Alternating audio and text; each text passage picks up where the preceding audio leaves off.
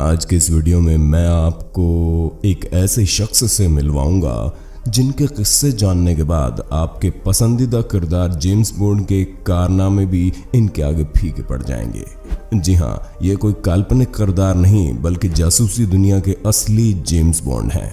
मैं एक ऐसे शख्स की बात कर रहा हूँ जो खुलेआम पाकिस्तान को एक और मुंबई हमले के बदले बलूचिस्तान तक छीन लेने की चेतावनी देने से नहीं डरता। एक ऐसा जासूस जो पाकिस्तान में खुद 7 साल मुसलमान बनकर रहा हो और वहां रहकर भारत देश के लिए जासूसी की हो और जिसने अपने देश की रक्षा करने की कसम खाई हो और उसकी रक्षा के लिए हमेशा प्रतिबद्ध रहा हो, जिसकी बेजोड़ रणनीतियां आतंकवादियों के लिए एक डरावने सपने की तरह है, जिसने पाकिस्तान को थर-थर कांपने पर मजबूर कर दिया हो। इनके शब्दों के तीखे बाण गोलियों से भी अधिक खतरनाक है। ये भारत के ऐसे एकमात्र नागरिक हैं जिन्हें शांतिकाल में दिए जाने वाले दूसरे सबसे बड़े पुरस्कार कीर्ति चक्र से सम्मानित किया गया है। अब शायद आपके मन में जरूर हैरानी हो रही होगी और साथ ही जिज्ञासा भी कि ऐसा कौन सा शख्स है जिसके हम तारीफों के पुल बांधे ही चले जा रहे हैं। तो चलिए आज हिंदी काउंटडाउन की बायोग्राफी सीरीज में जानते हैं इन्हीं के बारे में। लेकिन शुरू करने से पहले जो नए दर्शक हैं वो हमारे चैनल हिंदी काउंटडाउन को सब्सक्राइब जरूर करें ताकि आगे आप देख सकें हमारे वीडियो सबसे पहले। इस रियल लाइफ जेम्स बॉन्ड का नाम है अजीत कुमार डोवाल। वर्तमान में ये भारत के राष्ट्रीय सुरक्षा सलाहकार है और उनके नेतृत्व में तमाम खुफिया ऑपरेशन चलाए जा रहे हैं। अजीत डोवाल का जन्म 20 जनवरी 1945 को उत्तराखंड के पौड़ी गढ़वाल में एक गढ़वाली परिवार में हुआ। इनके पिता इंडियन आर्मी में एक ऑफिसर थे।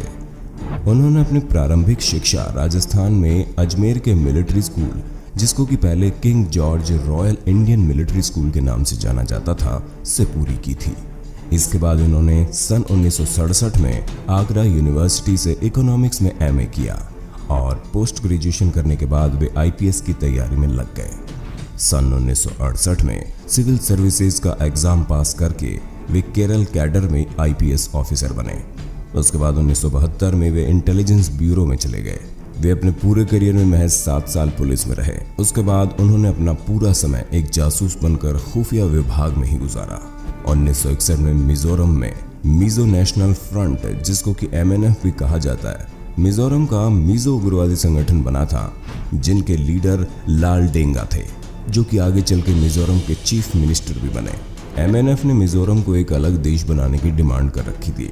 तब 80 के दशक में लाल डेंगा के नेतृत्व में मिजो नेशनल फ्रंट ने जो हिंसा और अशांति फैला रखी थी उसको समाप्त करने के लिए अजीत डोवाल ने ही मोर्चा संभाला था।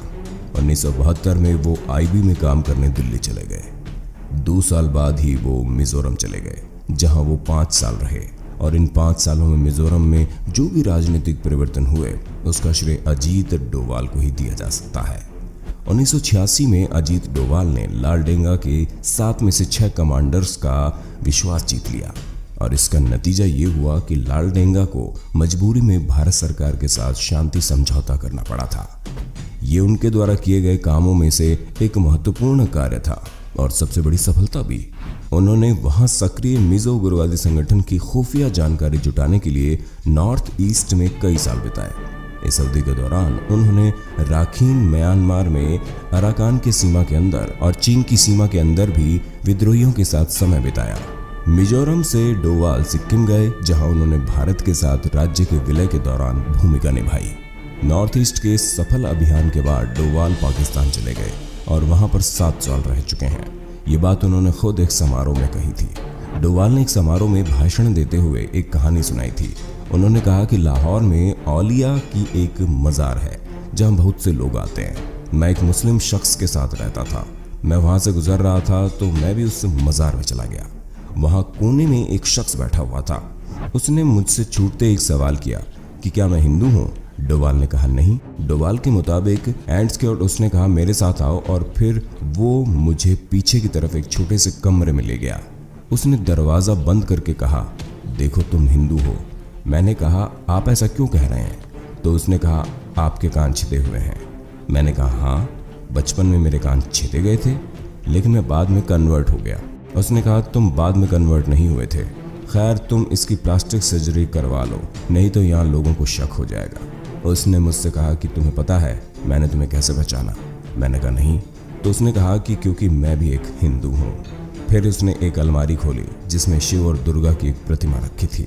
उसने कहा देखो मैं इनकी पूजा करता हूँ, लेकिन बाहर लोग मुझे एक मुस्लिम धार्मिक शख्स के रूप में जानते हैं। एक दंगे में यहाँ पर मेरे परिवार के सभी लोगों को मार दिया गया था और मैं यहाँ अब भेष बदल कर रहता हूँ। इस कहानी से साफ प्रूफ होता है कि अजीत डोवाल पाकिस्तान में अंडर कवर एजेंट थे और बाद में अंडर कवर एजेंट से हटने के बाद इन्होंने इस्लामाबाद में भारतीय उच्च आयोग में भी काम किया। 80 के दशक की शुरुआत में पंजाब में हिंसा का दौर शुरू हो गया था। साल 1988 में ऑपरेशन ब्लैक थंडर के पहले जब पंजाब में हिंसा का दौर चरम सीमा पर था तो खालिस्तान समर्थक जरनैल सिंह भिंडरावाले और उनके समर्थकों ने स्वर्ण मंदिर पर कब्जा कर लिया। अजीत डोवाल ने स्वर्ण मंदिर में प्रवेश कर महत्वपूर्ण जानकारियां एकत्रित की थी। बीबीसी की रिपोर्ट के मुताबिक और नाम न बताने की शर्त पर इंटेलिजेंस ब्यूरो के एक पूर्व अधिकारी बताते हैं कि इस ऑपरेशन में बहुत बड़ा जोखिम था, लेकिन हमारे सुरक्षा बलों को खालिस्तीनियों की योजना का पूरा खाका अजीत डोवाल ने ही उपलब्ध कराया था। नक्शे, हथियारों, लड़ाकों की छिपी होने की सटीक जानकारी डोवाल ही बाहर लेकर आए थे। असल में इस काम के लिए अजीत डोवाल एक रिक्शा वाले बनकर स्वर्ण मंदिर के आसपास जासूसी करते थे। एक बार खालिस्तीनियों को लगा कि इलाके में डोवाल नए रिक्शे वाले आदमी हैं। खालिस्तीनियों को उन पर शक हो चला था। उनको अपने साथ पकड़कर स्वर्ण मंदिर में ले गए।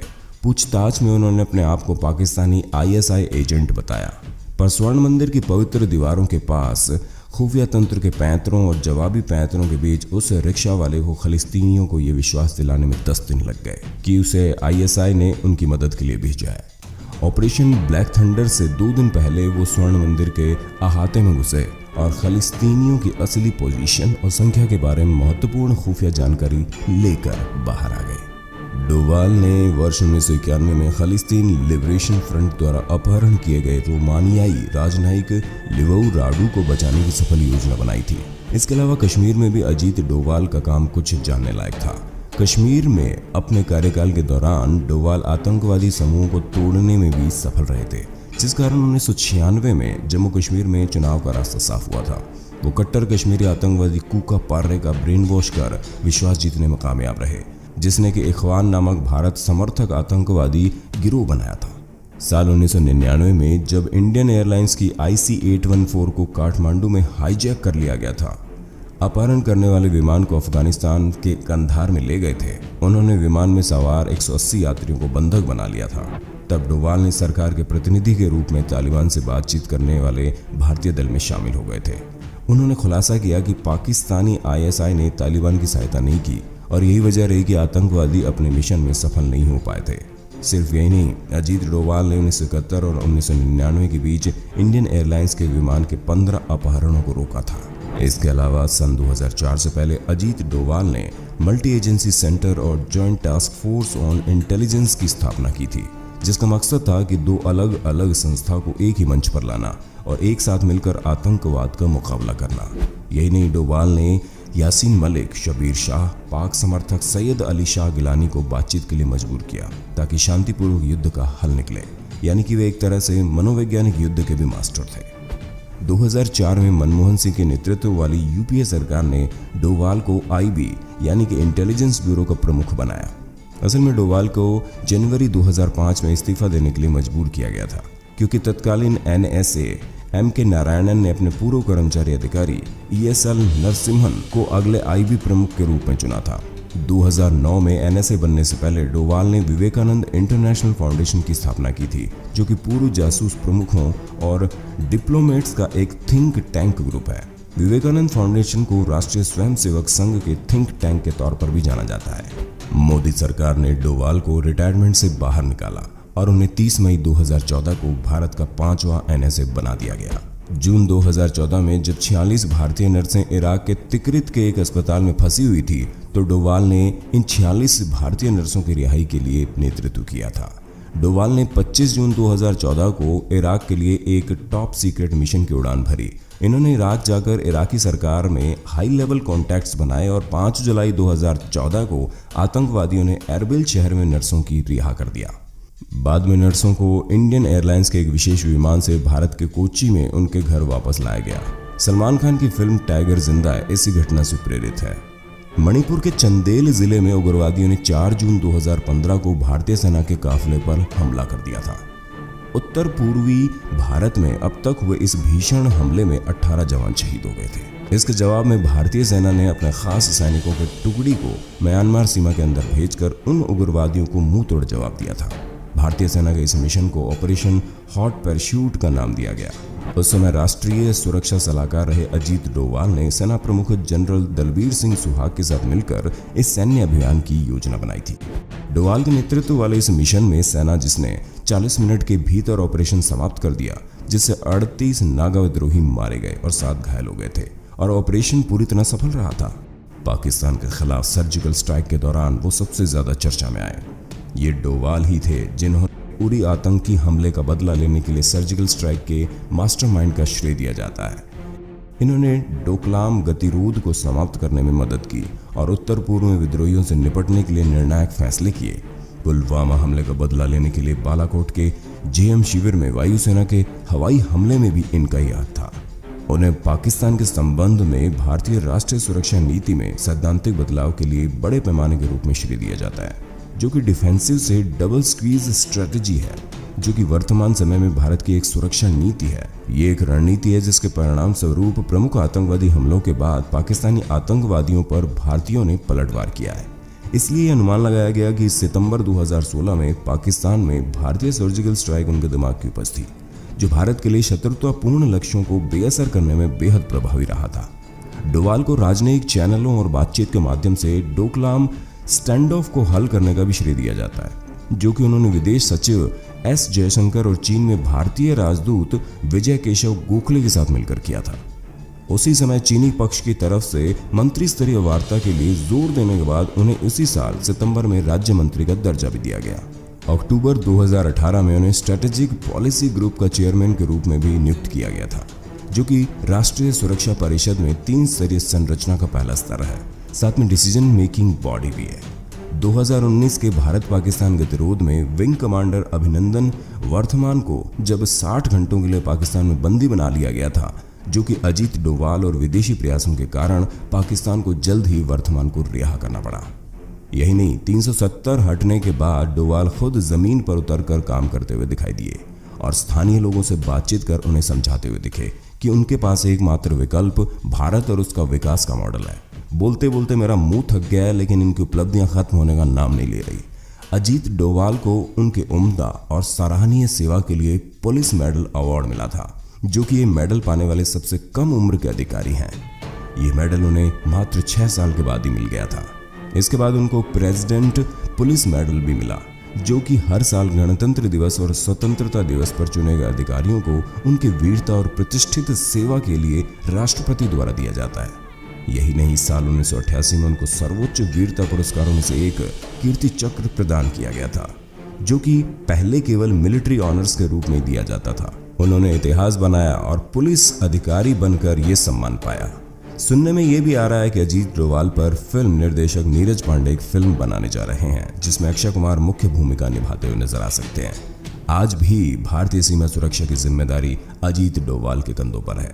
जब हमारा देश और हमारी सुरक्षा अजीत डोवाल जैसे हाथों में है, जो कि देश की सीमा पर न रहकर भी हमारी सुरक्षा के लिए 24/7 और साल के 365 दिन लगे हुए हैं, इसलिए अब आप समझ गए होंगे कि हमने क्यों कहा कि भारत के राष्ट्रीय सुरक्षा सलाहकार डोवाल के कारनामों के आगे जेम्स बॉन्ड के किस्से भी फीके नजर आते हैं। ऐसी शख्सियत के लिए दिल में एक जोरदार सैल्यूट तो बनता ही है।